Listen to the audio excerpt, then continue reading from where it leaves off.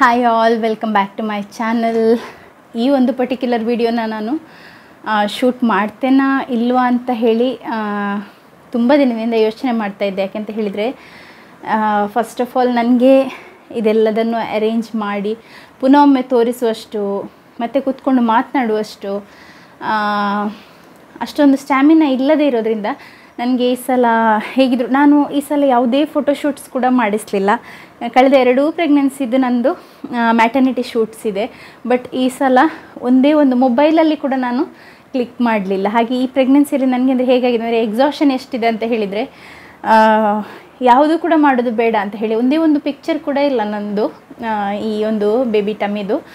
So ಹಾಗೆ ನಿನ್ನೆ night ನಾನು ಯೋಚನೆ ಮಾಡ್ತಾ ಇದ್ದೆ, ಇವತ್ತಿಗೆ ನನಗೆ ಆಲ್ರೆಡಿ 36 ವೀಕ್ಸ್ ಕಂಪ್ಲೀಟ್ ಆಗಿ 37th ವೀಕ್ ಅಂದರೆ ಡಾಕ್ಟರ್ ಹೇಳಿದ ಆ ಒಂದು ವೀಕ್ ಏನಿದೆ 37 ವೀಕ್ ಕಂಪ್ಲೀಟ್ ಆದ ಕೂಡಲೇ ತೆಗಿಬೇಕು ಹೇಳಿದ್ದಾರಲ್ಲ, ಸೊ ಆ ಒಂದು ವೀಕ್ ಆಲ್ರೆಡಿ ಸ್ಟಾರ್ಟ್ ಆಗಿದೆ. ಹಾಗಾಗಿ ಯಾವಾಗ ಆಗ್ತದೆ ನನ್ನ ಪ್ರಕಾರ ನಾನು ಇನ್ನೊಂದು ವೀಕ್ ಎಕ್ಸ್ಟೆಂಡ್ ಮಾಡಲಿಕ್ಕೆ ಹೇಳಿದರೂ ಸಹ ಯಾವಾಗ ಆಗ್ತದೆ ಏನು ಅಂತ ಹೇಳಿ ನೋಡಬೇಕಷ್ಟೇ. ಈ ವೀಕಲ್ಲಿ ಈಗ ಟೆಸ್ಟಿಗೆ ಹೋಗಬೇಕು, ಅದಾದ ನಂತರ ಡಾಕ್ಟರ್ ಡಿಸೈಡ್ ಮಾಡ್ತಾರೆ ಯಾವಾಗ ತೆಗೆಯೋದು ಬೆಸ್ಟ್ ಅಂತ ಹೇಳಿ. ಇನ್ನೊಂದು ವೀಕ್ ಎಕ್ಸ್ಟೆಂಡ್ ಮಾಡ್ಬೋದಾ ಅಥವಾ 37 ವೀಕ್ ಆದ ಕೂಡಲೇ ತೆಗಿಬೇಕಾ ಅಂತ ಹೇಳಿ ಅವರು ಹೇಳ್ತಾರೆ. ಹಾಗಾಗಿ ಈ ಸಲ ಹಾಸ್ಪಿಟಲ್ ಬ್ಯಾಗ್ ವಿಡಿಯೋ ಬೇಕಾ ಅಂತ ಹೇಳಿ ಅಂದ್ಕೊಳ್ತಾ ಇದ್ದೆ. ಅಂದರೆ ಆಲ್ರೆಡಿ ಎಲ್ರಿಗೂ ಗೊತ್ತಿರ್ತದೆ, ಮತ್ತು ಇದು ನಂದು 3rd ಬೇಬಿ ಆಗಿರೋದ್ರಿಂದ ನಾನು ಕೂಡ ಅದು ತೆಗೆದಿಟ್ಟು ನಮಗೆ ಅಂದರೆ ಯಾವುದು ಕೂಡ ಅಂಥ ಐಟಮ್ ಮಿಸ್ ಆಗೋದಿಲ್ಲ. ಕೆಲವೊಂದು ಲಾಸ್ಟ್ ಮೂಮೆಂಟಲ್ಲಿ ಇಡುವಂಥದ್ದು ಇರ್ತದೆ, ಕೆಲವೊಂದು ಮೊದಲೇ ಪ್ಯಾಕ್ ಮಾಡಿ ಇಡುವಂಥದ್ದು ಇರ್ತದೆ. ಹಾಗಾಗಿ 37 ವೀಕ್ಸ್ ಇರೋದ್ರಿಂದ ನಾನು ಏನಿದ್ರೂ ಕೂಡ ಫುಲ್ಲಿ ಪ್ರಿಪೇರ್ಡ್ ಆಗಿರಬೇಕು. ಹಾಗಾಗಿ ಫ್ಯೂ ಐಟಮ್ಸನ್ನು ಬಿಟ್ಟು ಉಳಿದದನ್ನೆಲ್ಲ ನಾನು ಪ್ಯಾಕ್ ಮಾಡಿ ಇಟ್ಟಿದ್ದೇನೆ. ಈ ಸಲ ಸ್ವಲ್ಪ ದೊಡ್ಡ ಬ್ಯಾಗ್ ಕ್ಯಾರಿ ಮಾಡ್ತಾ ಇದ್ದೇನೆ. ಯಾಕೆಂತ ಹೇಳಿದರೆ 5 ಡೇಸ್ ಮತ್ತು ಹೇಳಲಿಕ್ಕಾಗೋದಿಲ್ಲ, ಪ್ಲಸ್ ನಿಲ್ಲಿಸಿದರೂ ಕೂಡ ನಿಲ್ಲಿಸ್ಬೋದು. ಹಾಗಾಗಿ ನಾನು ಏನೆಲ್ಲ ಪ್ಯಾಕ್ ಮಾಡಿದ್ದೇನೆ ಅದನ್ನು ಕೂಡ ಇದರಲ್ಲಿ ತೋರಿಸ್ತಾ ಇದ್ದೇನೆ. ಫಸ್ಟ್ ಈಗ ವಿಡಿಯೋ ಸ್ಟಾರ್ಟ್ ಮಾಡುವ, ಯಾಕೆಂದರೆ ತುಂಬ ಲೆಂಗ್ತಿ ಆಗ್ತದೆ. ಫಸ್ಟಿಗೆ ನಾನಿಲ್ಲಿ ನನ್ನ ಹಾಸ್ಪಿಟಲ್ ಫೈಲ್, ನನ್ನ ಉಳಿದ 2 ಪ್ರೆಗ್ನೆನ್ಸಿಗೆ ಕಂಪೇರ್ ಮಾಡಿದರೆ ಈ ಪ್ರೆಗ್ನೆನ್ಸಿಯಲ್ಲಿ ಸ್ವಲ್ಪ ಇರುವಂಥದ್ದು ಪೇಪರ್ಸ್. ಯಾಕೆಂತ ಹೇಳಿದರೆ ಪ್ರೆಗ್ನೆನ್ಸಿ ಗೊತ್ತಾದದ್ದೇ 3rd ಮಂತಲ್ಲಿ ಆದದ್ರಿಂದ ಓನ್ಲಿ ಫ್ಯೂ ಟೆಸ್ಟ್ ಮಾತ್ರ ಇರುವಂಥದ್ರಲ್ಲಿ, ಅಂದರೆ ಬ್ಲಡ್ ಟೆಸ್ಟ್ ಮತ್ತು ಒಂದು 3 ಅಥವಾ 4 ಸ್ಕ್ಯಾನಿಂಗ್ ಅಷ್ಟೇ ಇರುವಂಥದ್ದು. ಮತ್ತು ಸ್ವಲ್ಪ ಆಧಾರ್ ಎಲ್ಲ ಇಟ್ಕೊಂಡಿದ್ದೇನೆ, ಆಧಾರಿದು ಜೆರಾಕ್ಸ್ ಎಲ್ಲ ಇಟ್ಕೊಂಡಿದ್ದೇನೆ. ಸೊ ಮೇಯ್ನಾಗಿ ಫಸ್ಟ್ ಆ್ಯಂಡ್ ಫಾರ್ಮೋಸ್ಟ್ ಬೇಕಾಗುವಂಥದ್ದು ನಮ್ಮ ಹಾಸ್ಪಿಟಲ್ ಫೈಲ್, ಅದಾದ ನಂತರ ತಾಯಿ ಕಾರ್ಡ್. ಇದನ್ನು ಸಹ ಕೆಲವೊಮ್ಮೆ ಕೇಳ್ತಾರೆ, ಹಾಗಾಗಿ ಇದನ್ನು ಕೂಡ ಇಟ್ಕೊಳ್ತಾ ಇದ್ದೇನೆ. ಇದು ಫಸ್ಟ್ ಐಟಮ್. ಮತ್ತು ನಿಮಗೆ ಇನ್ಶೂರೆನ್ಸ್ ಏನಾದರೂ ಇದೆ ಆದರೆ ಇನ್ಶೂರೆನ್ಸ್ ಪೇಪರ್ಸ್ ಅಂಥದನ್ನೆಲ್ಲ ನೀವು ರೆಡಿ ಮಾಡಿ ಇಟ್ಕೊಳ್ಳಿ. ಈ ಬ್ಯಾಗನ್ನು ನಾನು ಅಂದರೆ ಕಳೆದ 2 ಪ್ರೆಗ್ನೆನ್ಸಿಯಲ್ಲಿ ನಾನು ರೆಡಿ ಮಾಡಿದಂತಹ ಬ್ಯಾಗಿಗೆ ಕಂಪೇರ್ ಮಾಡಿ ಯಾವುದೆಲ್ಲ ಅಗತ್ಯ ಇದೆ ಅದನ್ನು ಮಾತ್ರ ಇಟ್ಕೊಳ್ತಾ ಇದ್ದೇನೆ. ಅಗತ್ಯ ಇಲ್ಲದ ವಸ್ತುವನ್ನು ನಾನು ಅಷ್ಟೊಂದು ಪ್ರಿಫರ್ ಮಾಡೋದಿಲ್ಲ. ಯಾಕೆಂತ ಹೇಳಿದರೆ ತುಂಬ ಕ್ಯಾರಿ ಮಾಡೋದು ಕೂಡ ಅಂದರೆ ಟೂರಿಗೆ ಹೋದಾಗೆ ಆಗ್ತದೆ. ಸೊ ಹಾಗಾಗಿ ಬೇಡ ಅಂತ ಹೇಳಿ ನನಗೆ ಪರ್ಸ್ನಲಿ ಹಾಸ್ಪಿಟಲ್ ಬೆಡ್ ಮೇಲೆ ಮಲಗಲಿಕ್ಕೆ ಏನೋ ಒಂದು ರೀತಿ ಆಗುವಂಥದ್ದು. ಎಷ್ಟೇ ಕ್ಲೀನ್ ಮಾಡಿದರೂ ಸಹ ಅವರು ನನಗೆ ಅಷ್ಟೊಂದು ಸಮಾಧಾನ ಆಗೋದಿಲ್ಲ ಅದರಲ್ಲಿ ಮಲಗಲಿಕ್ಕೆ. ಹಾಗೆ ನಾನು ಎಲ್ಲಿ ಹೋದರೂ ನನ್ನ ಪಿಲ್ಲೋ, ಅದೀಗ ನಾನು ಮಲಗ್ತಾ ಇದ್ದೇನೆ ಅಂತ ಇಲ್ಲಿ ಉಂಟು, ಇಲ್ಲಾದರೆ ನನ್ನ ಪಿಲ್ಲೋ ಕ್ಯಾರಿ ಮಾಡ್ತೇನೆ. ಪ್ಲಸ್ ಹಾಕಲಿಕ್ಕೆ ಒಂದು, ಮತ್ತು ಅಂದರೆ ನಮಗೆ ಮೈ ಮೇಲೆ ಹಾಕಲಿಕ್ಕೆ ಇನ್ನೊಂದು, ಬೆಡ್ ಮೇಲೆ ಹಾಕಲಿಕ್ಕೆ ಒಂದು, ಮೈಗೆ ಹಾಕಲಿಕ್ಕೆ ಇನ್ನೊಂದು, ಈ ರೀತಿ 2 ಬೆಡ್ ಸ್ಪ್ರೆಡ್ಸನ್ನು ಕೂಡ ನಾನು ಕ್ಯಾರಿ ಮಾಡ್ತೇನೆ. ಮತ್ತು ನನ್ನ ಪರ್ಸ್ನಲ್ ಪಿಲ್ಲೋ ಮತ್ತು ನನ್ನ ಫೀಡಿಂಗ್ ಪಿಲ್ಲೋ. ಇದು ಫೀಡಿಂಗ್ ಪಿಲ್ಲೋದು ಲಿಂಕ್ ಎಲ್ಲ ಕೇಳಬೇಡಿ, ಇದನ್ನು ನಾನೇ ಸಿಯೋನ್ನ ಟೈಮ್ನಲ್ಲಿ, ಅಂದರೆ ಇದೊಂದು 5 ವರ್ಷ ಹಿಂದೆ ನಾನೇ ಮನೆಯಲ್ಲಿ ಕೂತ್ಕೊಂಡು ಕೊರೋನಾ ಟೈಮ್ನಲ್ಲಿ ಸ್ಟಿಚ್ ಮಾಡಿದ್ದಂಥದ್ದು. ಯಾಕೆಂದರೆ ನನಗೆ ಫೀಡ್ ಮಾಡಲಿಕ್ಕೆ ಕಷ್ಟ ಆಗ್ತಾಯಿತ್ತು. ಆಗ ಪಿಲ್ಲೋ ಇತ್ತು ಆನ್ಲೈನಲ್ಲಿ, ಬಟ್ ಡೆಲಿವರಿ ಇರಲಿಲ್ಲ, ಯಾವುದು ಕೂಡ ಆನ್ಲೈನ್ ಪಾರ್ಸಲ್ಸ್ ಇದು. ಹಾಗೆ ನಾನು ಮೊಬೈಲಲ್ಲಿ ಟ್ಯುಟೋರಿಯಲ್ ನೋಡಿ ಮಾಡಿದಂಥ ಒಂದು ಪಿಲ್ಲೋ. ಸೊ ಇದನ್ನು ಕೂಡ ನಾನು ಹಾಸ್ಪಿಟಲ್ಗೆ ಕ್ಯಾರಿ ಮಾಡ್ತೇನೆ. ಅದಾದ ನಂತರ ಇದರಲ್ಲಿ ಹೆಚ್ಚಾಗಿ ಬೇಬಿ ಐಟಮ್ಸ್ ಇರುವಂಥದ್ದು. ನನ್ನ ಐಟಮ್ ನಾನು ಸಪ್ರೇಟ್ ಪ್ಯಾಕ್ ಮಾಡಿದ್ದೇನೆ, ಬಟ್ ಎಲ್ಲೆಲ್ಲಿ ಜಾಗ ಇದೆ ಅಲ್ಲೆಲ್ಲ ಇಟ್ಕೊಳ್ಳುವಂಥದ್ದು 2 ಬ್ಯಾಗ್ಸನ್ನು ಕ್ಯಾರಿ ಮಾಡಲಿಕ್ಕಿದ್ದೇನೆ. ಒಂದು ದೊಡ್ಡ ಟ್ರಾಲಿ, ಇನ್ನೊಂದು ಕಿಟ್ ಬ್ಯಾಗ್ ಅಂತ ಹೇಳ್ತಾರಲ್ಲ ಆ ರೀತಿಯಲ್ಲಿ ಇರೋದನ್ನು ಕ್ಯಾರಿ ಮಾಡಲಿಕ್ಕಿದ್ದೇನೆ. ನನಗೆ ಗೊತ್ತಿಲ್ಲ SDMಲ್ಲಿ ನ್ಯಾಪೀಸೇ ಯೂಸ್ ಮಾಡೋದು ಅಥವಾ ಡೈಪರ್ಸ್ ಅಲೋ ಮಾಡ್ತಾರೆ ಅಂತ ಹೇಳಿ. ಲಾಸ್ಟ್ ಟೈಮ್ ಡೆಲಿವರಿ ಆದಾಗ ಜ್ಯೋತಿಯಲ್ಲಿ ಅವರು ನ್ಯಾಪೀಸನ್ನೇ ಕೇಳ್ತಾ ಇದ್ದಂಥದ್ದು ಪಿ ಕೌಂಟಿಗೋಸ್ಕರ. ಹಾಗಾಗಿ ಕಷ್ಟ ಆಗ್ತಿತ್ತು, ತುಂಬ ನ್ಯಾಪೀಸ್ ಬೇಕು. ಮಗು ಅಂದರೆ ಚಿಕ್ಕ ಮಕ್ಕಳಂದರೆ ಆಗಾಗ ಯೂರಿನ್ ಪಾಸ್ ಮಾಡ್ತಾ ಇರ್ತಾರಲ್ಲ, ಹಾಗಾಗಿ ನ್ಯಾಪೀಸ್ ತುಂಬ ಬೇಕಾಗ್ತದೆ. ಅದನ್ನು ಕೂಡ ಇಟ್ಕೊಂಡಿದ್ದೇನೆ ನಾನು. ಬಟ್ ಡೈಪರ್ಸ್ ನಾನು ಆಲ್ರೆಡಿ ತೋರಿಸಿದ್ದೇನೆ ನನ್ನ ವ್ಲಾಗಲ್ಲಿ. ನಾನು ಚಿಕ್ಕ ಮಗು ಇರುವಾಗ ಅಂದರೆ ನ್ಯೂ ಬಾರ್ನ್ ಬೇಬೀಸಿಗೆ, ನನ್ನ 3 ಕೂಡ ಮಕ್ಕಳಿಗೆ ಈಗ ಅಂದರೆ ಇನ್ನೊಂದು ಆಗಲಿಕ್ಕಿರೋದಕ್ಕೆ ಮತ್ತು 2 ಆದದಕ್ಕೆ ಕೂಡ ಟೇಪ್ಡ್ ಡೈಪರ್ಸನ್ನೇ ಯೂಸ್ ಮಾಡಿದ್ದು. ಟೇಪ್ಡ್ ಡೈಪರ್ಸ್ ಅಂತ ಹೇಳಿದರೆ ನೋಡಿ ಈ ರೀತಿಯಲ್ಲಿ ಇರ್ತದೆ. ಇದು ಟೆಡ್ಡಿ ಬ್ರ್ಯಾಂಡ್. ಇದು ಸಿಯಾನ್ಗೆ ನಾನು ಪ್ಯಾಂಪರ್ಸ್ ಇದು ತಗೊಂಡಿದ್ದೆ, ಡೇಲನ್ಗೆ ನಾನು ಟೆಡ್ಡಿದೇ ತಗೊಂಡಂಥದ್ದು. ಸೊ ಸೇಮ್ ಅದೇ ಲಿಂಕಿಗೆ ಹೋಗಿ ನಾನು ಪರ್ಚೇಸ್ ಮಾಡಿದ್ದೆ, ಯಾಕೆಂದರೆ 2 ಇಯರ್ಸ್ ಕೂಡ ಆಗಲಿಲ್ಲ ಅಲ್ಲ, ಹಾಗಾಗಿ. ಸೊ ಈ ರೀತಿ ಸ್ಟಿಕ್ ಮಾಡುವಂಥ ಟೇಪ್ಡ್ ಡೈಪರ್ಸ್ ಚಿಕ್ಕ ಮಗು ಇರುವಾಗ ಅಂದರೆ ನ್ಯೂ ಬಾರ್ನ್ಸಿಗೆ ತುಂಬಾ ಈಸಿ ಚೇಂಜ್ ಮಾಡಲಿಕ್ಕೆ ಹಾಕಲಿಕ್ಕೆ ಎಲ್ಲ.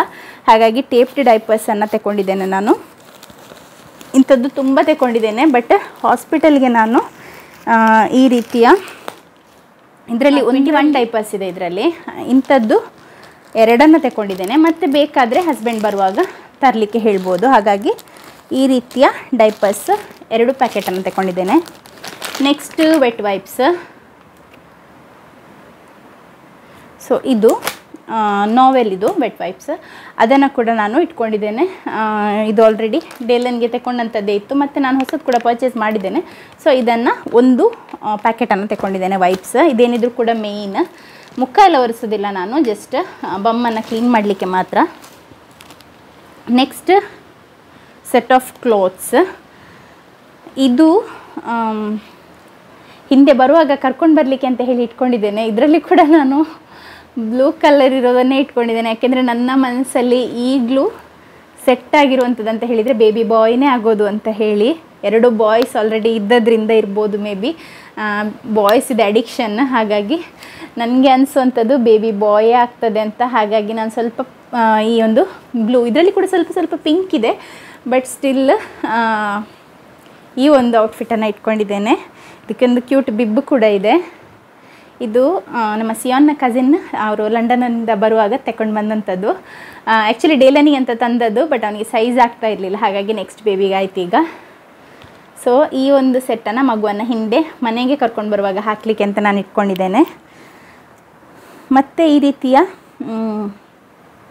ಒನ್ಸೀಸ್ ಉಂಟಲ್ಲ, ಒನ್ಸೀಸ್ ಇಂಥದ್ದು ನನ್ನ ಹತ್ರ ಸುಮಾರು ಉಂಟು ನೋಡಿ. ಹೀಗೆ ಇದು ಚಿಕ್ಕ ಮಕ್ಕಳದ್ದು, ಅಂದರೆ ನ್ಯೂ ಬಾರ್ನ್, ಇದು 0 ಸೈಜ್. ಸೊ ಇಂಥದ್ದನ್ನು ಸುಮಾರು ಇಟ್ಕೊಂಡಿದ್ದೇನೆ ನಾನು, ಯಾಕೆಂದರೆ ನಾವು ಸ್ಟೇ ಮಾಡುವಂಥ ರೂಮಲ್ಲಿ AC ಕೂಡ ಇದೆ, ಫ್ಯಾನ್ ಕೂಡ ಇದೆ.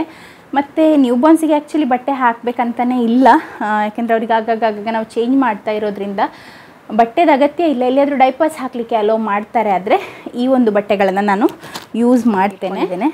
ಮತ್ತು ಒಂದು ಡ್ರೈ ಶೀಟನ್ನು ತಗೊಂಡಿದ್ದೇನೆ, ಇದು ಕೂಡ ಸಿಯಾನ್ನ ಟೈಮ್ ಇದೆ. ಮತ್ತು ನೆಕ್ಸ್ಟ್ ಇದು ಎಂತ ಹೇಳ್ತಾರೆ ಇದಕ್ಕೆ, ಬಟ್ಟೆಗಳು ಕಾಟನ್. ಇದು ಎಲ್ಲಿಯಾದರೂ ಅವ್ರು ಕೇಳ್ತಾರೆ, ಆದರೆ ಸ್ವಾಡಲ್ ಕೂಡ ಮಾಡ್ಬೋದು ಇದರಲ್ಲಿ. ಇದು ಅಂದರೆ ತುಂಬ ದೊಡ್ಡದಲ್ಲ, ಬಟ್ ಸ್ಟಿಲ್ ಒಳ್ಳೆ ಕಾಟನ್. ಇದು ಸಿಯಾನ್ಗೆ ಯೂಸ್ ಮಾಡಿ, ಡೇಲನ್ಗೆ ಯೂಸ್ ಮಾಡಿ ವಾಶ್ ಮಾಡಿ ಇಟ್ಟಂಥದ್ದು.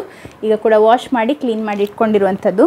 ಇಂಥದ್ದು ತುಂಬ ಇದೆ, ಯಾಕೆಂದರೆ ಹಾಸ್ಪಿಟಲಲ್ಲಿ ಕೆಲವೊಮ್ಮೆ ಇದನ್ನೇ ಯೂಸ್ ಮಾಡಲಿಕ್ಕೆ ಹೇಳ್ತಾರೆ. ಒಂದೊಂದು ಹಾಸ್ಪಿಟಲಲ್ಲಿ ಒಂದೊಂದು ರೀತಿಯ ರೂಲ್ಸ್ ಇರ್ತದೆ.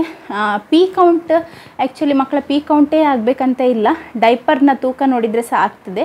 ದೊಡ್ಡ ಹಾಸ್ಪಿಟಲ್ಗಳಲ್ಲಿ ಎಂತ ಮಾಡ್ತಾರೆ ಅಂತ ಹೇಳಿದರೆ, ಡೈಪರ್ ಎಷ್ಟು ವೆಯ್ಟ್ ಇದೆ ಅಂತ ಹೇಳಿ ನೋಡಿ, ಎಷ್ಟು ಪಿ ಇರ್ಬೋದು ಅಂತ ಹೇಳಿ ಅದನ್ನು ಆ ರೀತಿ ಡಿವೈಡ್ ಮಾಡಿ ಕೌಂಟ್ ಮಾಡ್ತಾರೆ. ಹಾಗೆ ಮಾಡಿದರೆ ಒಳ್ಳೆಯದು ಆ್ಯಕ್ಚುಲಿ. ಇದನ್ನೆಲ್ಲ ವಾಶ್ ಮಾಡೋದು, ಪುನಃ ಒಣಗಿಸೋದು, ತಗೊಂಡೋಗೋದು, ಇದೆಲ್ಲ ತುಂಬ ದೊಡ್ಡ ಒಂದು ಏನು ಹೇಳ್ತಾರೆ ಕಿರಿಕಿರಿ ಅಂತ ಹೇಳಿ ನನಗೆ ಅನಿಸುವಂಥದ್ದು. ಹಾಗಾಗಿ ಬಟ್ ಕೇಳಿದರೆ ಅರ್ಜೆಂಟಿಗೆ ಅಂತ ಹೇಳಿ ಇಟ್ಕೊಂಡಿದ್ದೇನೆ. ಮತ್ತು ಒಂದು ಪಿಲ್ಲೋ, ಇದು ಪಿಲ್ಲೋಗೆ ನಾನು ಕವರನ್ನು ಸ್ಟಿಚ್ ಮಾಡಿರುವಂಥದ್ದು, ಕಾಟನ್ ಇದು. ಇಲ್ಲಾದರೆ ಇದರಲ್ಲಿ ಸ್ವಲ್ಪ ಸೆಕೆ ಆಗ್ತದೆ, ಸ್ವಲ್ಪ ಸಿಲ್ಕ್ ರೀತಿಯಲ್ಲಿ. ಹಾಗೆ ಇಲ್ಲಿ ಈ ರೀತಿ ಯು ಶೇಪ್ ಬರುವಂಥ ಒಂದು ಪಿಲ್ಲೋ, ಹೆಡ್ ಸಪೋರ್ಟಿಗೆ ಅಂತ ಹೇಳಿ.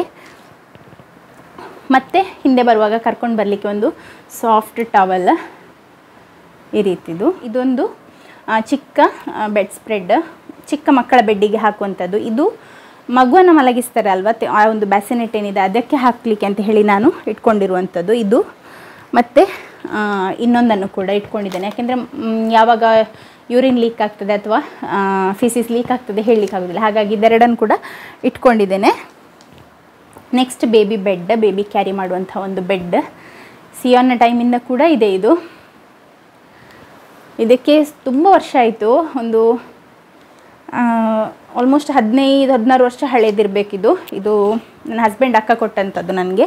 ಸೊ ಅದರಲ್ಲೇ ನನ್ನ ಕಳೆದ ಇಬ್ಬರು ಮಕ್ಕಳು ಕೂಡ ಮಲಗಿದ್ದು, ಈ ಮಗುವನ್ನು ಕೂಡ ಇದರಲ್ಲಿ ಕ್ಯಾರಿ ಮಾಡಲಿಕ್ಕೆ ಇರುವಂಥದ್ದು. ಹಾಗಾಗಿ ಮಗುವನ್ನು ನನ್ನ ಸೈಡಿಗೆ ಬೆಡ್ಡಲ್ಲಿ ಮಲಗಿಸೋದಾದರೆ ಇಟ್ಕೊಳ್ಳಿಕ್ಕೆ ನನಗೆ ಈಸಿ ಆಗ್ತದೆ. Next nappies. ಇದು ನಾನು ಆಗ ಮೀಶೋದಲ್ಲಿ ತಗೊಂಡಂಥದ್ದು ಡೇಲನ್ನ ಟೈಮ್ನಲ್ಲಿ. 10-20 ಎಷ್ಟು ಉಂಟು ಇದರಲ್ಲಿ ನ್ಯಾಪೀಸ್, ಈ ರೀತಿಯ ಕಾಟನ್. ಇದು 1p ಅಷ್ಟೇ ಹೋಲ್ಡ್ ಮಾಡುವಂಥದ್ದು, ಸಿಂಪಲ್ ನ್ಯಾಪೀಸ್, ಕಾಟನ್ ನ್ಯಾಪೀಸ್ ಕಟ್ಟುವಂಥದ್ದು. ಇದನ್ನು ಕೂಡ ನಾನು ಇಟ್ಕೊಳ್ತಾ ಇದ್ದೇನೆ, ಕೇಳಿದರೆ ಯೂಸ್ ಆಗ್ತದೆ ಅಂತ ಹೇಳಿ. ಮತ್ತು ಈ ರೀತಿಯ ಬಟನ್ ಇರುವಂತಹ ಶರ್ಟ್ ಟೈಪಲ್ಲಿ ಇರುವಂಥದ್ದು, ಬಟನ್ ಇರುವಂಥದ್ದು ಕೂಡ ಇದೆ ನನ್ನ ಹತ್ರ, ಮತ್ತು ಕಟ್ಟುವಂಥದ್ದು ಕೂಡ ಇದೆ.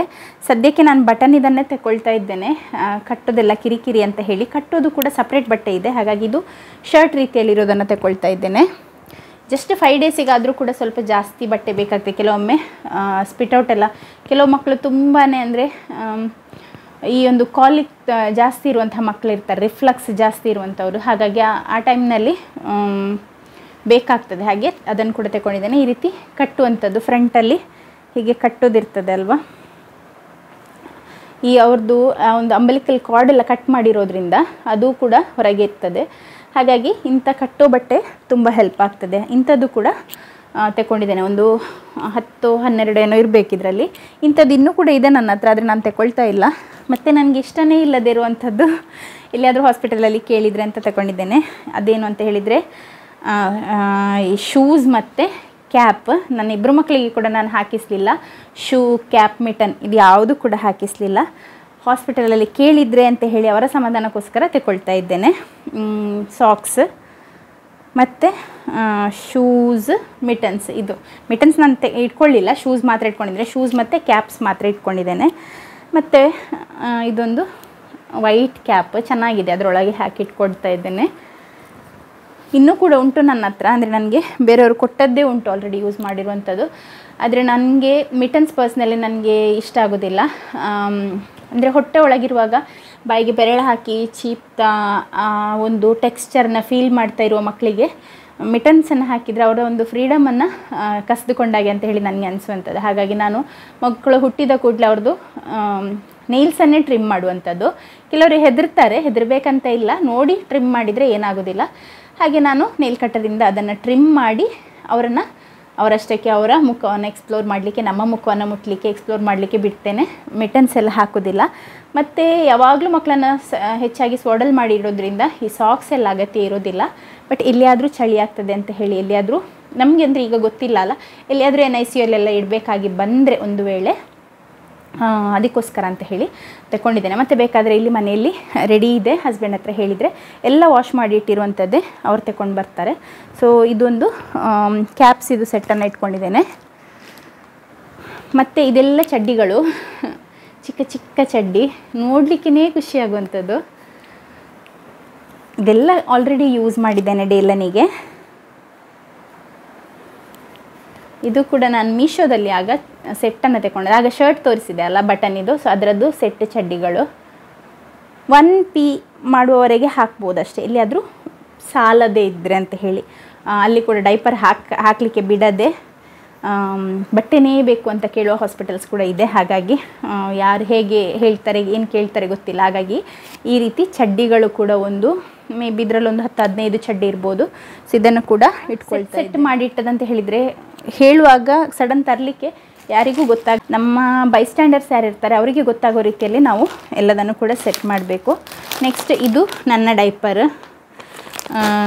ಪೀರಿಯಡ್ ಪ್ಯಾಂಟೀಸ್ ಬರ್ತದಲ್ಲ ಅದು. ನಾನು ಕೇಳಿದ್ದೆ ಹಾಸ್ಪಿಟ್ಲಲ್ಲಿ ಮೊನ್ನೆ ಹೋದಾಗ, ಅಲ್ಲಿ ಅಂದರೆ ಸಿಸೇರಿಯನ್ ಆದವ್ರು ಅಲ್ಲೇ ಇದ್ದರು. ಸೊ ನಾನು ನರ್ಸ್ ಹತ್ರ ಕೇಳಿದ್ದೆ, ಏನು ಯೂಸ್ ಮಾಡ್ತೀರಾ ನೀವು, ಪ್ಯಾಡ್ಸ್ ಯೂಸ್ ಮಾಡೋದಾ ಹೇಗೆ ಅಂತ ಹೇಳಿ. ಅವ್ರು ಹೇಳಿದರು ಫಸ್ಟ್ ಡೇ ಡೈಪರನ್ನು ಹಾಕಿ ಅದರೊಳಗೆ ಪ್ಯಾಡನ್ನು ಇಡ್ತಾರೆ, ತುಂಬ ಫ್ಲೋ ಇರ್ತದೆ ಅಲ್ವ, ಮತ್ತು ಬೆಡ್ಡಲ್ಲೇ ಇರ್ತೇವೆ ಅಲ್ವ ನಾವು, ಹಾಗಾಗಿ ಅದನ್ನು ಯೂಸ್ ಮಾಡ್ತಾರೆ. ನೆಕ್ಸ್ಟ್ ಡೇಯಿಂದ ಒಂದು ನಮಗೆ ಕ್ಯಾಥೆಟರ್ ಹಾಕಿರ್ತಾರೆ ಅಲ್ವಾ, ಯೂರಿನ್ ಪಾಸ್ ಆಗಿ ಹೋಗಲಿಕ್ಕೆ ಅಂತ ಹೇಳಿ ಬ್ಯಾಗಲ್ಲಿ, ಆ ಯೂರಿನ್ದು ಬ್ಯಾಗನ್ನು ತೆಗೆದ ನಂತರ ನಮಗೆ ಪ್ಯಾಡ್ ಬೇಕಾದರೆ ಪ್ಯಾಡ್ ಕೊಡ್ತಾರೆ ಹಾಸ್ಪಿಟ್ಲಲ್ಲಿ, ಅಥವಾ ನಾವು ತಂದದ್ದೇ ಯೂಸ್ ಮಾಡ್ತೇವೆ ಆದರೆ ನಾವು ತಂದದ್ದೇ ಯೂಸ್ ಮಾಡ್ಬೋದು. ಹಾಗಾಗಿ ನಾನು ತಗೊಂಡೋಗಿದ್ದನ್ನೇ ಯೂಸ್ ಮಾಡಲಿಕ್ಕಿದ್ದೇನೆ. ಆಲ್ರೆಡಿ ತೋರಿಸಿದ್ದೇನೆ ನಾನು ಈ ಒಂದು ಪೀರಿಯಡ್ ಪ್ಯಾಂಟೀಸ್ ಡೈಪರ್ ರೀತಿಯಲ್ಲೇ. ಇದು ನನಗೆ ಕಂಫರ್ಟಬಲ್ ಆಗಲಿಲ್ಲ ಆದರೆ ನಾನು ಅಡಲ್ಟ್ ಡೈಪರನ್ನು ಯೂಸ್ ಮಾಡ್ತೇನೆ ಫ್ಯೂ ಡೇಸಿಗೆ. ಮತ್ತು ಒಂದು 5-6 ಡೇಸ್ ನಂತರ ಸಿಸೇರಿನಲ್ಲಿ ನಾರ್ಮಲ್ ಡೆಲಿವರಿ ಅಷ್ಟು ಬ್ಲೀಡಿಂಗ್ ಇರೋದಿಲ್ಲ, ಒಂದು 4-5 ಡೇಸಿಗೆ ಹೆವಿ ಬ್ಲೀಡಿಂಗ್ ಇರ್ತದೆ. ಅದಾದ ನಂತರ ಕಡಿಮೆ ಆಗ್ತಾ ಹೋಗ್ತದೆ, ಯಾಕೆಂದರೆ ಯೂಟ್ರಸ್ ಒಳಗೆಲ್ಲ ಕ್ಲೀನ್ ಮಾಡಿರ್ತಾರೆ ಅಲ್ವಾ, ಹಾಗಾಗಿ ಆ ರೀತಿ ಇರಲಿಕ್ಕಿಲ್ಲ. ಬಟ್ ಈ ಸಲ ಟ್ಯೂಬೆಕ್ಟಮಿ ಎಲ್ಲ ಆಗೋದ್ರಿಂದ ನಾನು ಎಷ್ಟು ಬೇಗ ರಿಕವರ್ ಆಗ್ತೇನೆ, ಹೇಗೆ ಏನು ಅಂತ ಗೊತ್ತಿಲ್ಲ. ವಿಡಿಯೋ ಶೂಟ್ ಮಾಡಲಿಕ್ಕೆ ಆಗ್ತದಾ ಇಲ್ಲ ಅಂತಲೂ ಗೊತ್ತಿಲ್ಲ ಡೆಲಿವರಿದು, ಬಟ್ ಆದರೆ ಖಂಡಿತವಾಗಿ ನಾನು ಶೂಟ್ ಮಾಡಿ ಹಾಕ್ತೇನೆ. ಸೊ ಈ ರೀತಿಯ ಒಂದು 10 ಡಿಸ್ಪೋಸೇಬಲ್ ಅಂಡರ್ವೇಸನ್ನು ಕೂಡ ನಾನು ತರಿಸಿದ್ದೇನೆ. ಲಾಸ್ಟ್ ಟೈಮ್ ಕೂಡ ತಗೊಂಡಿದ್ದೆ. ಬಟ್ ನನಗೆ ಪ್ರಾಬ್ಲಮ್ ಏನಾಗಿತ್ತು ಅಂತ ಹೇಳಿದರೆ, ನನಗೆ ಯೂರಿನ್ನಿದು ಕ್ಯಾಥೆಟರ್ ಹಾಕಿದ್ರಲ್ಲ, ಅದರಿಂದ ಬ್ಲಡ್ ಫ್ಲೋ ಆಗಿ ನೆಲಕ್ಕೆ ಬೀಳ್ತಾಯಿತ್ತು, ಅಂದರೆ ಬ್ಯಾಗಿಗೆ ಬೀಳ್ತಾಯಿತ್ತು, ಬ್ಯಾಗಿಂದ ಕೆಳಗೆ ಬೀಳ್ತಾಯಿತ್ತು. ಸೊ ಹೆವಿ ಬ್ಲೀಡಿಂಗ್ ಕೆಲವೊಮ್ಮೆ ಇರ್ತದೆ, ಆ ರೀತಿಯಲ್ಲಿ ಆಗ್ತದೆ. ಸೊ ಹಾಗಾಗಿ ನನಗೆ ಏನು ಮಾಡೋದು ಅಂತ ಅಷ್ಟೊಂದು ಐಡಿಯಾ ಇಲ್ಲ ಇವಾಗ. ನೆಕ್ಸ್ಟ್ ಬ್ಲೀಡಿಂಗ್ ಯಾವ ರೀತಿಯಲ್ಲಿ ಇರ್ತದೆ ಅದನ್ನು ನೋಡಿ ನಾನು ಇದನ್ನು ಯೂಸ್ ಮಾಡ್ತೀನಿ. ಇದನ್ನು ಹೇಗಿದ್ರೂ ಕೂಡ ಯೂಸ್ ಮಾಡ್ತೇನೆ, ಬಟ್ ಇದರೊಳಗೆ ಇನ್ನೊಂದು ಪ್ಯಾಡ್ ಸ್ಟಿಕ್ ಮಾಡಬೇಕಾಗಿ ಬರ್ಬೋದು, ಹೇಳಲಿಕ್ಕಾಗೋದಿಲ್ಲ ಅದನ್ನು. ಹಾಗಾಗಿ ಇಂಥದನ್ನು ಕೂಡ ನಾನು ತಗೊಂಡಿದ್ದೇನೆ. 10 ಇದೆ, ಇದನ್ನು ಕೂಡ ಯೂಸ್ ಮಾಡ್ತೇನೆ, ಅಂದರೆ ಡೆಲಿವರಿ ಆದ ನೆಕ್ಸ್ಟ್ ಡೇಸ್ಗಳಲ್ಲಿ. ಮತ್ತು ಇನ್ನೊಂದು ಇಂಪಾರ್ಟೆಂಟ್ ಥಿಂಗ್ ಅಂತ ಹೇಳಿದರೆ ಬೆಲ್ಲಿ ಬ್ಯಾಂಡ್ ಬೆಲ್ಟ್.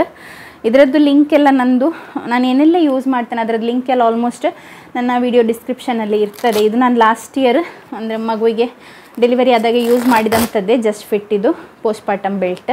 ಇದರಲ್ಲಿ 3 ಸೆಟ್ ಆಫ್ ಬೆಲ್ಟ್ ಬರ್ತದೆ.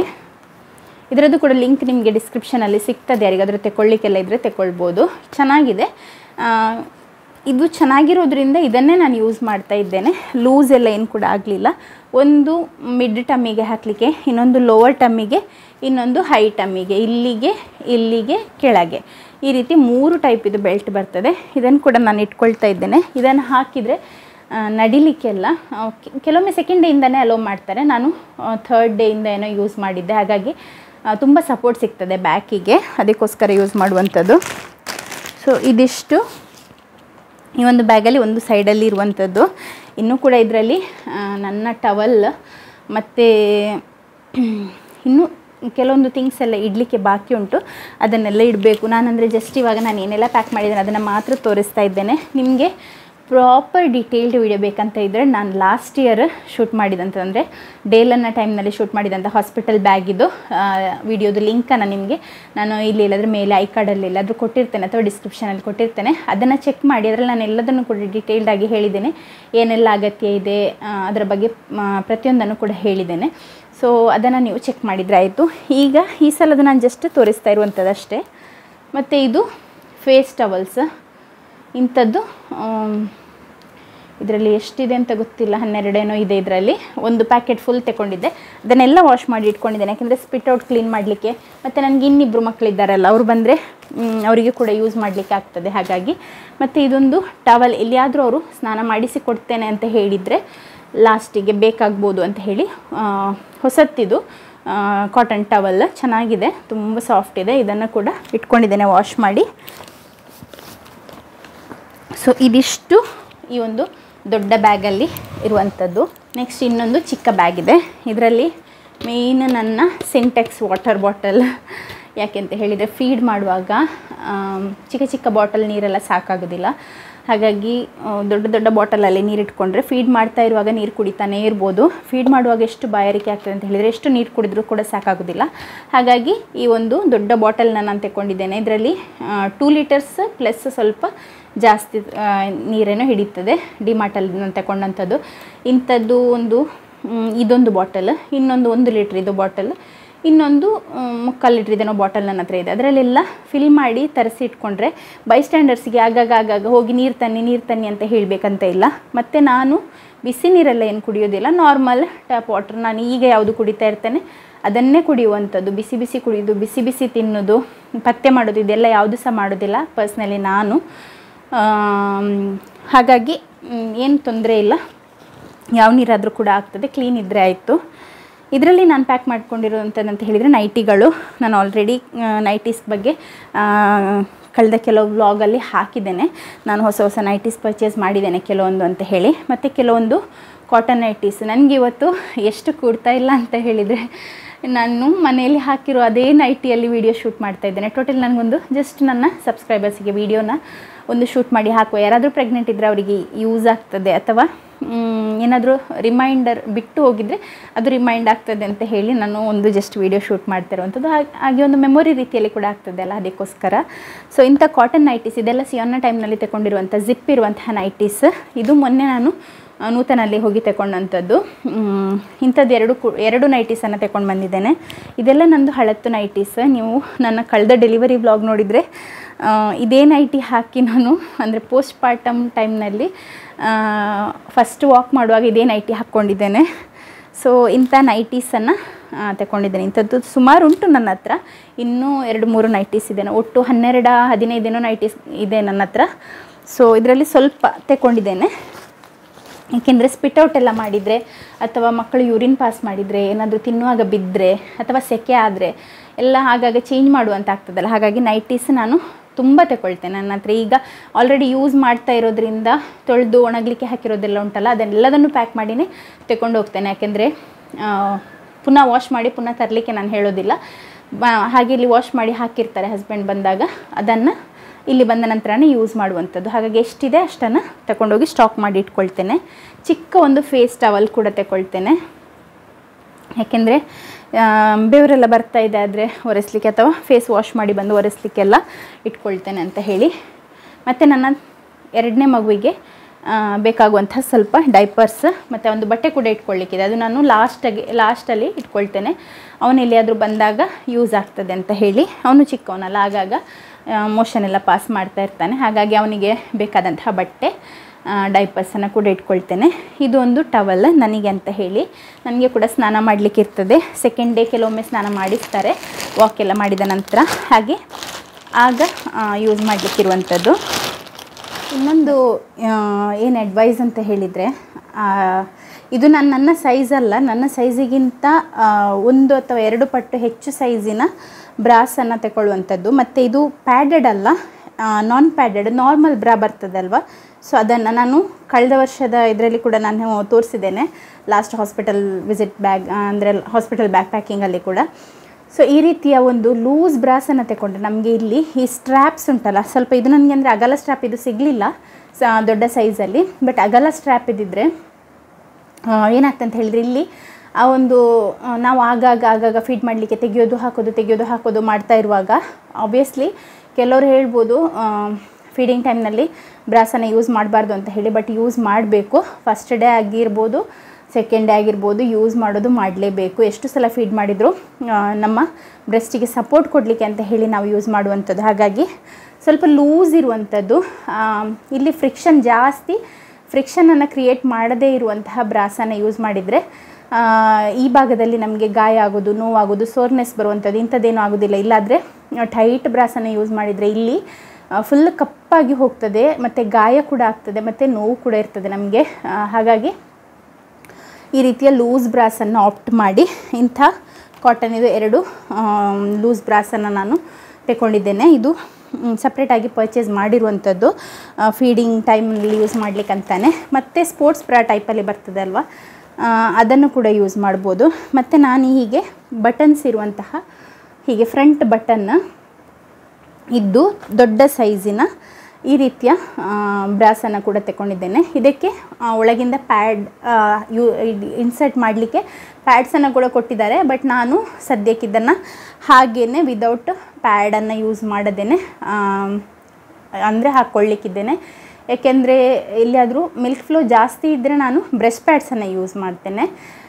ಆಲ್ರೆಡಿ ನಾನು ಕಳೆದ ವರ್ಷ ತಗೊಂಡದ್ದೇ ನನ್ನ ಹತ್ರ ಇದೆ ಬ್ರೆಸ್ಟ್ ಪ್ಯಾಡ್ಸ್ ರಿಯೂಸೆಬಲ್.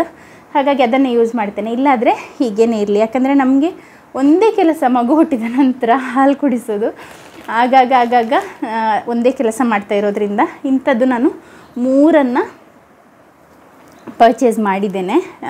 ಈ ರೀತಿದು ಒಂದು ಪಿಂಕ್, ಇನ್ನೊಂದು ಬ್ಲ್ಯಾಕ್ ಮತ್ತು ಇನ್ನೊಂದು ರೆಡ್ಡಲ್ಲಿ. ಚೆನ್ನಾಗಿದೆ, ಇದು ಮೆಟೀರಿಯಲ್ ಕೂಡ ಚೆನ್ನಾಗಿದೆ, ಸಾಫ್ಟ್ ಇದೆ. ಹಾಗಾಗಿ ಇದು ಸ್ವಲ್ಪ ದಿನಕ್ಕೆ ಅಲ್ವ, ನಮಗೆ ಒಂದು 3 ಮಂತ್ಸ್ವರೆಗೆ ನಾವು ಯೂಸ್ ಮಾಡ್ಬೋದು. ಹಾಗಾಗಿ ಮತ್ತು ಒಂದನ್ನು ನಾನೀಗ ಆಲ್ರೆಡಿ ವೇರ್ ಮಾಡಿದ್ದೇನೆ.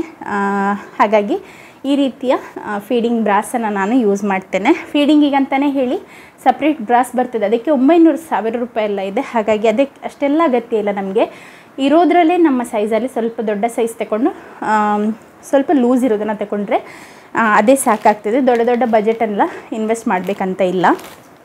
ನೆಕ್ಸ್ಟ್ ನಾನು ಈ ಒಂದು ಪ್ಯಾಂಟೀಸನ್ನು, ಇದು ನಾನು ಡಿಮಾರ್ಟಲ್ಲಿ ತಗೊಂಡಿದ್ದು. ಈ ರೀತಿಯ ಪ್ಯಾಂಟೀಸ್ ಅಂದರೆ ಸ್ವಲ್ಪ ಹೈ ವೇಸ್ಟ್ ಬರುವಂತಹ ಪ್ಯಾಂಟೀಸ್. ಇದು ದೊಡ್ಡ ಸೈಜ್ XL ಸೈಜಲ್ಲಿರುವಂಥದ್ದು. ಇದು ಹೈ ವೇಸ್ಟ್ ಅಂದರೆ ಟಮ್ಮಿವರೆಗೆ ಕವರೇಜ್ ಕೊಡ್ತದೆ. ನನಗೀಗ ಆಲ್ರೆಡಿ ಟಮ್ಮಿವರೆಗೆ ಈ ರೀತಿದನ್ನೇ ನಾನೀಗ ಯೂಸ್ ಮಾಡ್ತಾ ಇರುವಂಥದ್ದು. ಯಾಕೆಂದರೆ ಆಲ್ರೆಡಿ ಅಂದರೆ ಸ್ಟಿಚಸ್ 1.5 ವರ್ಷ ಹಳೆಯ ಸ್ಟಿಚ್ಚಿನ ಆ ಒಂದು ಜಾಗ ಆಗಿರೋದ್ರಿಂದ ನಾವು ಟೈಟಾಗಿರುವಂತಹ ಪ್ಯಾಂಟೀಸನ್ನು ಹಾಕುವಾಗ ಆ ಸ್ಟಿಚ್ ಇರುವಂಥ ಜಾಗದಲ್ಲಿ ಇರಿಟೇಷನ್ ಆಗ್ತದೆ. ಹಾಗಾಗಿ ಈ ರೀತಿಯ ಹೈ ವೇಸ್ಟ್ ಪ್ಯಾಂಟೀಸನ್ನು ಯೂಸ್ ಮಾಡಬೇಕು. ಹಾಗೆ ಇಂಥದ್ದನ್ನೇ ನಾನೀಗ ಪ್ರೆಸೆಂಟ್ ಯೂಸ್ ಮಾಡ್ತಾ ಇರುವಂಥದ್ದು ಕೂಡ. ಇಂಥದ್ದನ್ನು ನಾನೊಂದು 5-6 ತೆಕ್ಕೊಂಡಿದ್ದೇನೆ. ಸೊ ಹೀಗೆ ಇರುವಂಥದ್ದು ಇದು. ಅಂದರೆ ನಾನು ನೆಕ್ಸ್ಟ್ ಪ್ಯಾಡೆಲ್ಲ ಯೂಸ್ ಮಾಡಲಿಕ್ಕಿರೋರಿಗೆ ಸ್ವಲ್ಪ ಇದರಲ್ಲಿ ಅಷ್ಟೊಂದು ಇದಾಗಲಿಕ್ಕಿಲ್ಲ. ಬಟ್ ನಾರ್ಮಲ್ ಪ್ಯಾಂಟೀಸಲ್ಲಿ ಕೂಡ ಬರ್ತದೆ, ಅದು ಕೂಡ ನನ್ನ ಹತ್ರ ಇದೆ, ತೋರಿಸ್ತೇನೆ. ಸೊ ಈ ರೀತಿ ಹೈ ವೇಸ್ಟ್ ಇದನ್ನು ನಾನು ಮೆನ್ಸ್ಟ್ರಲ್ ಕಪ್ ಯೂಸ್ ಮಾಡೋದ್ರಿಂದ ನೆಕ್ಸ್ಟ್ ನಾನು ಸ್ವಲ್ಪ ದಿನ ಹೆಚ್ಚಾದ ಹಾಗೆಯೇ ಫ್ಲೋ ಕಡಿಮೆ ಆಗುವಾಗ ಮೆನ್ಸ್ಟ್ರಲ್ ಕಪ್ಪನ್ನೇ ಯೂಸ್ ಮಾಡ್ತೇನೆ. ಹಾಗಾಗಿ ನನಗೆ ಪ್ಯಾಡಿದ ಅಗತ್ಯ ಇಲ್ಲ. ಹಾಗೆ ನಾನು ಇಂಥ ಒಂದು ಪ್ಯಾಂಟೀಸನ್ನು ಯೂಸ್ ಮಾಡೋದ್ರಿಂದ ಸ್ಟಿಚ್ ನನಗೆ ಆ ಬ್ಯಾಂಡೇಜನ್ನು ತೆಗೆದ ನಂತರ ಕೂಡ ಇರಿಟೇಷನ್ ಏನಾಗೋದಿಲ್ಲ. ಫಸ್ಟ್ ಫ್ಯೂ ಡೇಸಿಗೆ ತೊಂದರೆ ಇಲ್ಲ. ಒಂದು ಡೈಪರ್ ಟೈಪಲ್ಲಿದೆ ಅಲ್ಲ, ಸೊ ಅದನ್ನೇ ಯೂಸ್ ಮಾಡ್ಬೋದು. ನೋಡಿ, ಇದು ಹೈ ವೇಸ್ಟ್ ಪ್ಯಾಂಟೀಸ್ ಅಂತ ಹೇಳಿ. ಇದು ನಾನು ಇಲ್ಲೇ ನೂತನಲ್ಲೇ ತಗೊಂಡಂಥದ್ದು. ಬಟ್ ಇದು ನಿಮಗೆ ಕಾಸ್ಟ್ಲಿ ಬೀಳ್ತದೆ. 2ಕ್ಕೆ 500 ಸಮಥಿಂಗ್ ಎಲ್ಲ ಆಗ್ತದೆ. ಹಾಗಾಗಿ ಸ್ವಲ್ಪ 500-600 ಎಷ್ಟು ಆಗ್ತದೆ. ಹಾಗೆ ಸ್ವಲ್ಪ ಜಾಸ್ತಿ ಆಗ್ತದೆ ಇದು ಕಾಸ್ಟ್. ಬಟ್ ಸ್ಟಿಚಸನ್ನು ಇರಿಟೇಷನ್ ಮಾಡಲಿಕ್ಕೆ ಬಿಡೋದಿಲ್ಲ. ಹಾಗಾಗಿ ಒಂದು ಅತ್ಯಂತ ಲೋವೆಸ್ಟ್ ಇರುವಂಥ ವೇಸ್ಟ್ ಅಥವಾ ಈ ರೀತಿಯ ಪ್ಯಾಂಟೀಸನ್ನು ಯೂಸ್ ಮಾಡೋದು ಒಳ್ಳೆಯದು. ಬಿಕಿನಿ ಲೈನಿಗೆ ಬಂದರೆ ಮತ್ತು ಆ ಒಂದು ಲೈನಿಗೆ ತಾಗಿ ಆ ಫ್ರಿಕ್ಷನಿಂದನೇ ಗಾಯ ಗುಣ ಆಗೋದಿಲ್ಲ. ಸ್ಟಿಚಸ್ ಕೂಡ ಓಪನ್ ಆಗುವಂಥದ್ದು, ಇನ್ಫೆಕ್ಷನ್ ಎಲ್ಲ ಆಗುವಂಥದ್ದು ಆಗ್ತದೆ. ಹಾಗಾಗಿ ಇಂಥ ಒಂದು ಹೈ ವೇಸ್ಟ್ ಪ್ಯಾಂಟೀಸನ್ನು ತಗೊಳ್ಳಿ. ಇಲ್ಲಾಂದರೆ ನಾನು ಆಗ ತೋರಿಸಿದೆ ಅಲ್ಲ, ಆ ರೀತಿ ಇದನ್ನು ತಗೊಳ್ಳಿ. ಇದು ಆಲ್ಮೋಸ್ಟ್ ಹೊಟ್ಟೆವರೆಗೆ ಕವರೇಜ್ ಕೊಡ್ತದೆ. ಅಂದರೆ ನಮ್ಮ ಅಂಬಲಿಕಸ್ ಇದೆ ಅಲ್ವ, ಈ ಹೊಕ್ಕಳಿದೆ ಅಲ್ಲ, ಅಲ್ಲಿವರೆಗೆ ಕವರೇಜ್ ಕೊಡುವಂಥದ್ದು ಇದೆಲ್ಲ. ಸೊ ಇದನ್ನು ಸ್ವಲ್ಪದನ್ನು ಇಟ್ಕೊಂಡಿದ್ದೇನೆ. ಸ್ವಲ್ಪ ಇಲ್ಲೇ ಇದೆ, ಈಗ ನಾನು ಯೂಸ್ ಮಾಡ್ತಾ ಇರುವಂಥದ್ದು. ಸ್ವಲ್ಪದನ್ನು ಪ್ಯಾಕ್ ಮಾಡಿ ಇಟ್ಕೊಂಡಿದ್ದೇನೆ. ಮತ್ತು ಪಿಲ್ಲೋ ಕವರ್ ಮತ್ತು ಜಸ್ಟ್ ಒಂದು ಚಿಕ್ಕ ಮಕ್ಕಳ ಬೆಡ್ಶೀಟನ್ನು ಕೂಡ ಇಟ್ಕೊಂಡಿದ್ದೇನೆ. ಎಲ್ಲಿಯಾದರೂ ಸ್ಪಿಟ್ ಮಾಡಿ ಅಥವಾ ಏನಾದರೂ ಗಲೀಜಾದರೆ ಚೇಂಜ್ ಮಾಡಿಕೊಳ್ಳಿಕ್ಕೆ ಅಂತ ಹೇಳಿರುವಂಥದ್ದು. ನೆಕ್ಸ್ಟ್ ಪ್ಯಾಡ್ಸನ್ನು ಇಟ್ಕೊಂಡಿದ್ದೇನೆ.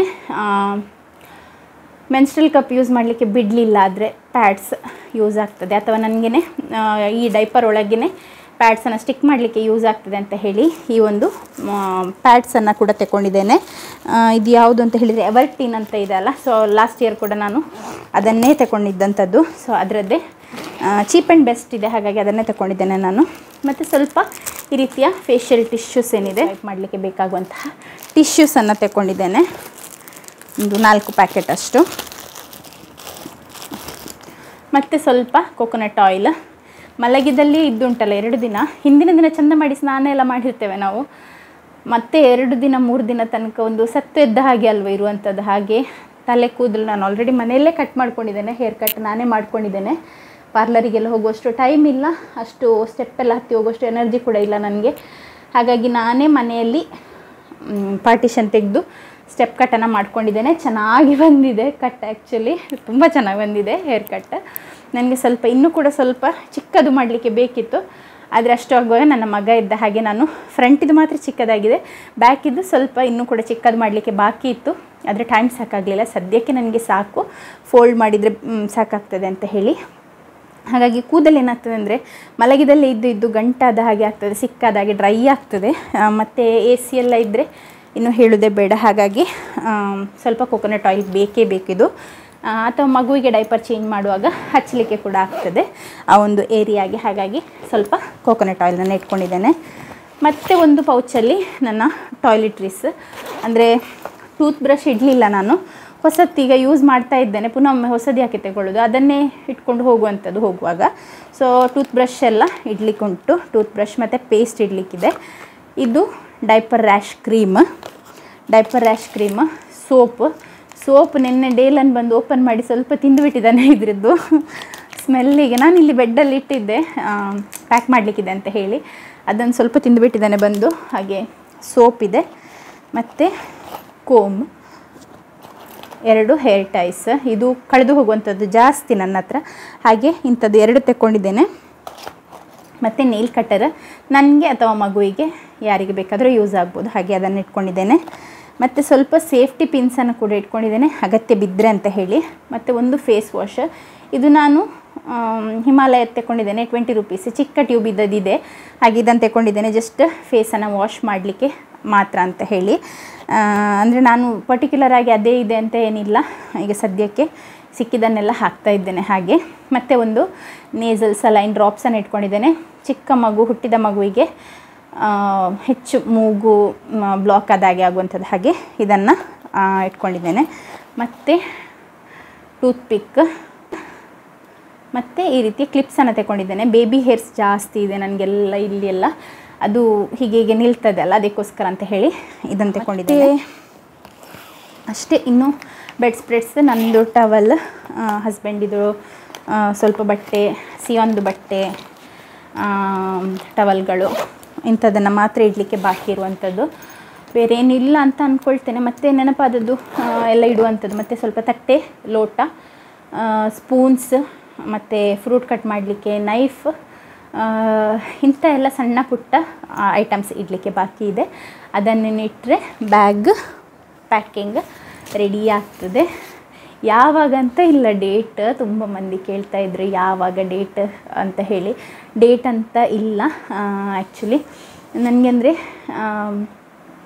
36th ವೀಕ್ ಕಂಪ್ಲೀಟ್ ಆಗಿ ಈಗ 37th ವೀಕ್ ಸ್ಟಾರ್ಟ್ ಆಗಿರೋದ್ರಿಂದ 37 ಡಾಕ್ಟ್ರ್ ಹೇಳಿದ್ದು 37 ವೀಕ್ ನಂತರ ತೆಗೆಯುವ, 3rd ಬೇಬಿ ಅಲ್ಲ, 37 ವೀಕ್ ಒಳಗೆ ಅಂದರೆ 37 ಆದ ಕೂಡಲೇ ತೆಗೆಯುವಂಥದ್ದು ಸೇಫ್, ತುಂಬ ಒಳ್ಳೆಯದು. ಮತ್ತು ನನಗೆ ಈಗ 2 ಡೋಸ್ ಸ್ಟಿರಾಯ್ಡ್ ಇಂಜೆಕ್ಷನ್ ಕೂಡ ಆಗಿದೆ. ಮಗುವಿನ ಲಂಗ್ಸ್ ಎಲ್ಲ ಡೆವಲಪ್ಮೆಂಟ್ ಆಗಿದ್ದರೆ ಮಗು ಹೊರಗೆ ತೆಗೆದ ಕೂಡಲೇ ತನ್ನಷ್ಟಕ್ಕೆ ಬ್ರೀತ್ ಮಾಡಲಿಕ್ಕೆ ಸ್ಟಾರ್ಟ್ ಮಾಡ್ತದೆ, ಇಲ್ಲಾದರೆ ಅದಕ್ಕೆ ಸ್ವಲ್ಪ ಬ್ರೀದಿಂಗಿಗೆ ಸಪೋರ್ಟ್ ಎಲ್ಲ ಬೇಕಾಗ್ತದೆ, ಆಕ್ಸಿಜನ್ ಎಲ್ಲ ಕೊಟ್ಟು. ಅದಕ್ಕೋಸ್ಕರ ಅಂತ ಈಗ ಆಲ್ರೆಡಿ 2 ಡೋಸ್ ಆಗಿದೆ. ಮತ್ತು 37 ವೀಕ್ಸ್ ನಂತರ ಅಫಿಷಿಯಲಿ ಮಗುವನ್ನು ಮೆಚೂರ್ಡ್ ಬೇಬಿ ಅಂತ ಹೇಳಿ ಕನ್ಸಿಡರ್ ಮಾಡ್ತಾರೆ. ಹಾಗೆ ಈ ವಾರದಲ್ಲಿ ಈಗ ಹೋದರೆ ಸ್ಕ್ಯಾನಿಂಗ್ ಕೊಡ್ಬೋದು, ಮೇ ಬಿ ಗ್ರೋತ್ ಸ್ಕ್ಯಾನ್. ಆ ಗ್ರೋತ್ ಸ್ಕ್ಯಾನಲ್ಲಿ ಫ್ಲೂಯಿಡ್ ಅಂದರೆ ಅಮ್ನಿಯೋಟಿಕ್ ಫ್ಲೂಯಿಡ್, ಮತ್ತು ಮಗುವಿನ ಈ ಎಂತ ಹೇಳ್ತಾರೆ ಪ್ಲೆಸೆಂಟಾದಿಂದ ಹೋಗುವಂಥ ಬ್ಲಡ್ ಫ್ಲೋ ಹೇಗಿದೆ, ಮಗುವಿನ ವೆಯ್ಟ್ ಹೇಗಿದೆ, ನನ್ನ ಪ್ರೀವಿಯಸ್ ಸಿಸೇರಿಯನ್ನ ಸ್ಕಾರ್ ಥಿಕ್ನೆಸ್ ಎಷ್ಟಿದೆ, ಗಟ್ಟಿ ಉಂಟಾ ಸ್ಕಾರ್, ಓಪನ್ ಆಗುವಂಥ ಚಾನ್ಸ್ ಉಂಟಾ, ರಪ್ಚರ್ ಆಗ್ಬೋದಾ, ಅಥವಾ ಇನ್ನೂ ಹಲವಾರು ಈ ಎಂತ ಹೇಳ್ತಾರೆ ಕೆಲವೊಂದು ಪ್ಯಾರಾಮೀಟರ್ಸ್ ಇರ್ತದೆ, ಅದನ್ನೆಲ್ಲ ಚೆಕ್ ಮಾಡ್ತಾರೆ ಈ ಒಂದು ಸ್ಕ್ಯಾನಲ್ಲಿ. ಅದೆಲ್ಲ ಚೆಕ್ ಮಾಡಿ ಡಾಕ್ಟ್ರ್ ಹೇಳ್ತಾರೆ ಇದೇ ವಾರದಲ್ಲಿ ತೆಗೆಯುವ ಅಂತ ಹೇಳ್ಬೋದು, ಅಥವಾ ನೀವು ಹೇಳಿದ ಹಾಗೆಯೇ ನಾನು ಹೇಳಿದ ಹಾಗೆ, ನಾನು ರಿಕ್ವೆಸ್ಟ್ ಮಾಡಿದ ಹಾಗೆ ಇನ್ನೊಂದು ವಾರ ಇಟ್ಟು 38 ವಾರ ಆಗುವಾಗ ತೆಗೆಯುವ ಅಂತ ಹೇಳಿ. 38 ವಾರ ಯಾವಾಗ ಆಗ್ತದೆ ಅಂತ ಹೇಳಿದರೆ ಸೆಪ್ಟೆಂಬರ್ 15th ಆ ರೀತಿಯಲ್ಲೆಲ್ಲ 38 ವಾರ ಕೂಡ ಕಂಪ್ಲೀಟ್ ಆಗ್ತದೆ. ಆ ಟೈಮ್ನಲ್ಲಿ ಒಂದು 12-13 ಆಗೇನೋ ಕಂಪ್ಲೀಟ್ ಆಗುವಂಥದ್ದು. 15 ನಂತರ ತೆಗೆದ್ರೆ ನಂದು 3 ಮಕ್ಕಳು ಕೂಡ 16th ಡೇಟಿಗೆ ಹುಟ್ಟಿದ ಹಾಗೆ ಆಗ್ತದೆ. ಸಿಯೋನ್ ಕೂಡ 16th, ಇವನ್ ಕೂಡ ಡೇಲನ್ ಕೂಡ 16, ಈ ಮಗುವನ್ನು ಕೂಡ 16ಗೆ ತೆಗೆದ್ರೆ 16 ಆಗ್ತದೆ ಅಂತ ಹೇಳಿ. ಮತ್ತು ಎಕ್ಸಾಕ್ಟ್ ಏನಾಗ್ತದೆ ಅಂತ ಹೇಳಿದರೆ ಈ ಮಕ್ಕಳದೆಲ್ಲ ಆಲ್ಮೋಸ್ಟ್ 38 ವೀಕ್ 1 ಡೇ, ಇಬ್ಬರು ಕೂಡ 38 ವೀಕ್ 1 ಡೇಯಲ್ಲಿ ಹುಟ್ಟಿದಂಥದ್ದು. ಹಾಗೆ ಈ ಮಗು ಕೂಡ 38 ವೀಕ್ 1 ಡೇ ಆರ್ 2 ಡೇ ಆ ರೀತಿಯಲ್ಲಿ ಹುಟ್ಟಿದರೆ ಒಳ್ಳೆಯದಲ್ಲ. ಸೊ ಬೆಳವಣಿಗೆ ಕೂಡ ಚೆನ್ನಾಗಿರ್ತದೆ. ಹಾಗೆ ಮಗುವಿನ ವೆಯ್ಟ್ ಏನಾದರೂ ಜಾಸ್ತಿ ಇದ್ದರೆ ಬೇಗ ತೆಗಿಲಿಕ್ಕೆ ಹೇಳ್ಬೋದು, ಯೂಟ್ರಸ್ಸಿಗೆ ಕಷ್ಟ ಆಗ್ತದೆ ಅಂತ ಹೇಳಿ ಹೋಲ್ಡ್ ಮಾಡಲಿಕ್ಕೆ. ನೋಡುವ, ಹೋಪಿಂಗ್ ಫಾರ್ ದ ಬೆಸ್ಟ್. ಹಾಗೆ ಈ ಸಲ ಇನ್ಶೂರೆನ್ಸ್ ಎಲ್ಲ ಏನು ಕೂಡ ಇಲ್ಲ, ಏನಿದ್ರು ಕೂಡ ಕ್ಯಾಶ್ ಪೇಮೆಂಟ್. 2 ಡೆಲಿವರಿಗೆ ಇನ್ಶೂರೆನ್ಸಿದು ಸ್ವಲ್ಪ ಕ್ಲೇಮ್ ಆಗಿತ್ತು. ಅಂದರೆ ನಾವು ಸ್ಪೆಷಲ್ ವಾರ್ಡಲ್ಲೆಲ್ಲ ನಿಲ್ಲುವಾಗ, ರೂಮ್ ಎಲ್ಲ ಮಾಡಿ ನಿಲ್ಲುವಾಗ ಕ್ಲೇಮ್ ಆಗೋದಿಲ್ಲ ಅಷ್ಟೊಂದು, ಒಂದು 40% ಅಥವಾ 35% ಅಷ್ಟೇ ಕ್ಲೇಮ್ ಆಗುವಂಥದ್ದು, ಉಳಿದದೆಲ್ಲ ನಾವು ಕಟ್ಟಬೇಕಾಗಿ ಬರ್ತದೆ. ಈ ಸಲ ಮಾತಾಡಿ ಬಂದಿದ್ದೇನೆ, ಪ್ಯಾಕೇಜ್ ಇದೆ ಅವ್ರದ್ದು 75,000, ಒಂದು 85 ಅಂತ ಇಟ್ಕೊಳ್ಬೇಕು ನಾವು, ತಾಯಿದು ಮತ್ತು ಮಗುವಿದು ಅಂತ ಹೇಳಿ. ಸೊ ಅಷ್ಟು ಬೇಕಾಗಬಹುದು ವಿತ್ ಟ್ಯೂಬೆಕ್ಟಮಿ ಆಗಿರೋದ್ರಿಂದ. ನೋಡುವ, ಮತ್ತೆ ನಾನು ಡೆಲಿವರಿ ನಂತರ ಹೇಳ್ತೇನೆ ಏನಾಯಿತು ಎಷ್ಟು ಅಂತೆಲ್ಲ ಹೇಳಿ. ಯಾಕೆಂದರೆ ಈಗ ನಮಗೆ ಯಾವುದನ್ನು ಕೂಡ ಇಮ್ಯಾಜಿನ್ ಮಾಡಲಿಕ್ಕೆ ಆಗೋದಿಲ್ಲ ಯಾವ ಟೈಮ್ನಲ್ಲಿ ಏನಾಗ್ತದೆ ಅಂತ ಹೇಳಿ. ಹಾಗೆ ಮತ್ತು ಬ್ಲಡ್ಡಿಗೆ ಕೂಡ ಒಬ್ಬರನ್ನು ನಾನು ಕೇಳಿದ್ದೇನೆ. ಅಂದರೆ ನಾವು ಬ್ಲಡ್ಡನ್ನು ಅಲ್ಲಿ ಹಾಸ್ಪಿಟಲಿಂದ ತಗೊಳ್ಳುವಾಗ ಅವರಿಗೆ ರಿಪ್ಲೇಸ್ ಮಾಡಿ ಕೊಡಲಿಕ್ಕೆ ಇರ್ತದೆ ಕೆಲವೊಮ್ಮೆ. ಸಡನ್ನಾಗಿ ಅವರಿಂದ ಬಾಡಿಯಿಂದ ತೆಗೆದು ನಮ್ಮ ಬಾಡಿಗೆ ಹಾಕಲಿಕ್ಕೆ ಆಗೋದಿಲ್ಲ. ಹಾಗಾಗಿ ಅವರು ಕೊಟ್ಟ ಆ ಒಂದು ಯೂನಿಟ್ ಬ್ಲಡ್ ಏನಿದೆ ಅದನ್ನು ನಮಗೆ ಅವರಿಗೆ ರಿಟರ್ನ್ ಕೊಡಲಿಕ್ಕೆ ಇರ್ತದೆ. ಸೊ ಅದಕ್ಕೋಸ್ಕರ ಒಬ್ಬರು ಡೋನರ್, ನಂದು ಓ ಪಾಸಿಟಿವ್ ಆಗಿರೋದ್ರಿಂದ ಒಬ್ಬರು ಓ ಪಾಸಿಟಿವ್ ಡೋನರನ್ನು ನೋಡಿ ಎಲ್ಲ ಮಾತಾಡಿ ಎಲ್ಲ ಇಟ್ಟಿದ್ದೇವೆ. ಯಾಕೆಂದರೆ ಯಾವಾಗ ಯಾವ ರೀತಿ ಎಮರ್ಜೆನ್ಸಿ ಬರ್ತದೆ ಹೇಳಲಿಕ್ಕಾಗೋದಿಲ್ಲ. ಸೊ ಇಷ್ಟನ್ನೆಲ್ಲ ರೆಡಿ ಮಾಡಿದ್ದೇನೆ. ಇನ್ನೇನಾದರೂ ಬಾಕಿ ಇದ್ದರೆ ನೋಡಬೇಕಷ್ಟೆ. ಸೊ ಇಷ್ಟೇ ಇವತ್ತಿನ ಒಂದು simple hospital bag packing video. ತುಂಬ ಲೆಂತಿ ಆಯಿತು, ಬಟ್ ಸ್ಟಿಲ್ ಯಾರಿಗಾದರೂ ಯೂಸ್ ಆಗೋದಿದ್ರೆ ಆಗಲಿ ಅಂತ ಹೇಳಿ ಅಷ್ಟೇ. ಸೊ ಇನ್ನು ನೆಕ್ಸ್ಟ್ ಮೇ ಬಿ ವಿಡಿಯೋ ಬರಲಿಕ್ಕಿಲ್ಲ. ನೆಕ್ಸ್ಟ್ ಬಂದರೂ ಕೂಡ ಡೆಲಿವರಿ ವ್ಲಾಗ್ ಇರ್ಬೋದು ಶೂಟ್ ಮಾಡಲಿಕ್ಕೆ ಆದರೆ. ಯಾಕೆಂದರೆ ಕೆಲವು ಹಾಸ್ಪಿಟ್ಲಲ್ಲಿ ಅಲೋ ಮಾಡೋದಿಲ್ಲ. ನಾನು ಕೇಳಿದೆ ಡಾಕ್ಟ್ರ್ ಹತ್ರ ಮಾಡ್ತೇನೆ ಅಂತ ಹೇಳಿ, ಓಕೆ ಹೇಳಿದ್ದಾರೆ ಅವರು. ಬಟ್ ಯಾವ ರೀತಿಯಲ್ಲಿ ಆಗ್ತದೆ, ಶೂಟ್ ಮಾಡಲಿಕ್ಕೆ ಕೂಡ ಒಬ್ಬರು ಬೇಕು. ನಾನೇ ಪೇಷಂಟಾಗಿ ಮಲಗಿರುವಾಗ ಶೂಟ್ ಮಾಡಲಿಕ್ಕೆ ಯಾರಿಲ್ಲ, ಅದೇ ಕಷ್ಟ ಆಗ್ತದೆ. ಹಾಗೆ ನೋಡುವ, ಕ್ಲಿಪ್ಪಿಂಗ್ಸನ್ನು ತೆಕ್ಕೊಂಡು ನಾನು ಒಂದು ಬ್ಲಾಗನ್ನು ಹಾಕ್ತೇನೆ, ಅಥವಾ ಏನಾದರೂ ಅಪ್ಡೇಟ್ಸ್ ಇದ್ದರೂ ಕೂಡ ಕಮ್ಯುನಿಟಿ ಪೋಸ್ಟಲ್ಲಿ ಹಾಕ್ತೇನೆ, ಆಯಿತಾ. ಸೊ ಇಷ್ಟೇ ಇವತ್ತಿನ ಒಂದು ವಿಡಿಯೋ ಇಷ್ಟ ಆದರೆ ಲೈಕ್ ಮಾಡೋದನ್ನು ಮರಿಬೇಡಿ. ಹಾಗೂ ಇಷ್ಟರವರೆಗೆ ನನ್ನ ಚಾನಲ್ಗೆ ಸಬ್ಸ್ಕ್ರೈಬ್ ಆಗಿಲ್ಲ ಅಂದರೆ ಸಬ್ಸ್ಕ್ರೈಬ್ ಆಗಿ ಒಂದು ಜರ್ನಿಯಲ್ಲಿ ನನ್ನ ಜೊತೆ ಜಾಯಿನ್ ಆಗಿ. And thanks for watching. Bye.